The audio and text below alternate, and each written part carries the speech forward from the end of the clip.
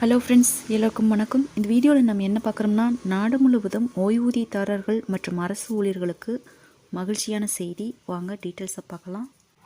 நாடு முழுவதும் அரசு ஊழியர்களை குசிப்படுத்த போகும் முக்கியமான அறிவிப்பு ஒன்று விரைவில் வெளியாகலாம் என்று தகவல்கள் வருகின்றன.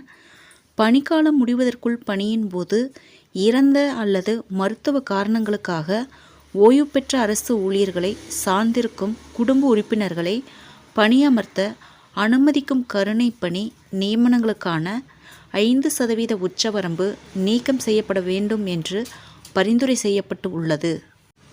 தற்போது இந்த விதிப்படி பணிக்காலம் முடிவதற்குள் பணியின் போது இறந்த அல்லது மருத்துவ காரணங்களுக்காக ஓய்வு பெற்ற அரசு ஊழியர்களை சார்ந்திருக்கும் குடும்ப உறுப்பினர்கள் எல்லோரும் பணியில் சேர முடியாது.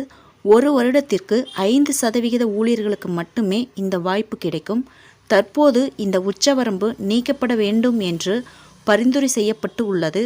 பட்ஜெட்டில் இதற்கான அறிவிப்பு வரலாம் என்று தகவல் வெளியாகி உள்ளது. மத்திய அரசு ஊழியர்கள் மற்றும் தொழிலாளர்களின் கூட்டமைப்பு மத்திய பட்ஜெட் 2024க்கு முன்னதாக 7 கோரிக்கைகளுடன் மத்திய அரசுக்கு ஒரு முன்மொழிவை அனுப்பியது. அதில் முக்கிய முன்மொழிவு இது என்பது குறிப்பிடத்தக்கது. இந்த பட்ஜெட்டில் பல்வேறு முக்கிய அறிவிப்புகள் வெளியாகும் என்று எதிர்பார்க்கப்படுகிறது.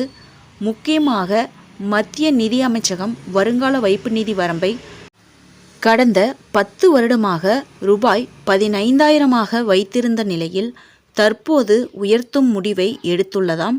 அதன்படி மத்திய அரசாங்கம் உச்சவரம்பை ரூபாய் 25,000 உயர்த்தலாம் என்ற முடிவை எடுத்துள்ளதாம். இதற்காக தொழிலாளர் மற்றும் வேலைவாய்ப்பு அமைச்சகம் முன்மொழிவை ஒன்றை தயாரித்துள்ளது. இதேபோல் இன்னும் சில அறிவிப்புகள் வெளியாகலாம் என்கிறார்கள். ஃப்ரெண்ட்ஸ், இந்த தகவல் உங்களுக்கு யூஸ்ஃபுல்லாக இருந்தால் என்னோட சேனலை சப்ஸ்கிரைப் பண்ணுங்கள், லைக் பண்ணுங்கள், மற்ற நண்பர்களுக்கும் இந்த வீடியோவை ஷேர் பண்ணுங்கள். தேங்க்ஸ் ஃபார் வாட்சிங்.